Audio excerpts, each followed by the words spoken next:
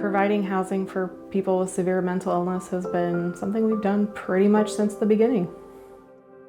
Anyone that was seriously mentally ill and out of control had to be sent to API, the Alaska Psychiatric Institute in Anchorage.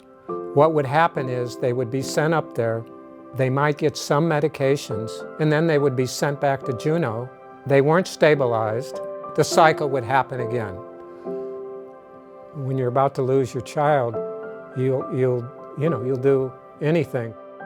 We were able to get a grant in 1986 to buy a 3-story building right next to the governor's mansion. Somewhere between 6 and 8 people could live there. And that was in 1986. We're not the mental health center. We're just a volunteer chapter, and family members actually staffed that building in 1986.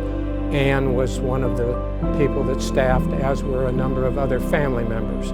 So we were providing housing for our seriously mentally ill children. But in 1987 or 88, Sharon and I wrote another grant for 2 fourplexes near the Lemon Creek Jail. Again, housed by family members or volunteers. We had to do the maintenance ourselves.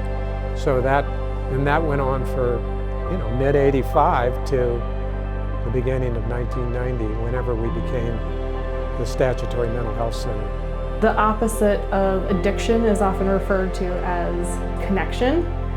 And so not all these people live with addiction, but connection is just so important for healing and for personal meaning. Community and belonging are kind of one and the same.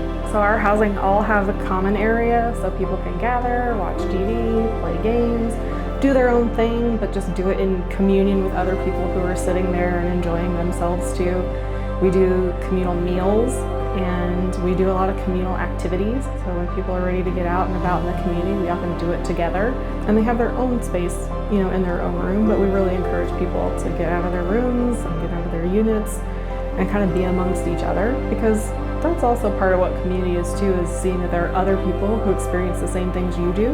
Maybe not the same way, maybe not the same time in your life, but just knowing that you're not alone, people understand you, people get you. Having their own space in their own room gives people that sense of ownership, sense of freedom, to decorate it the way they want, have their own creature comforts. And so we want people to have the ability and the freedom to make this their home for however long it's going to be. It allows people then the more mental space to kind of work on their mental health if other people are taking care of their basic daily needs for them.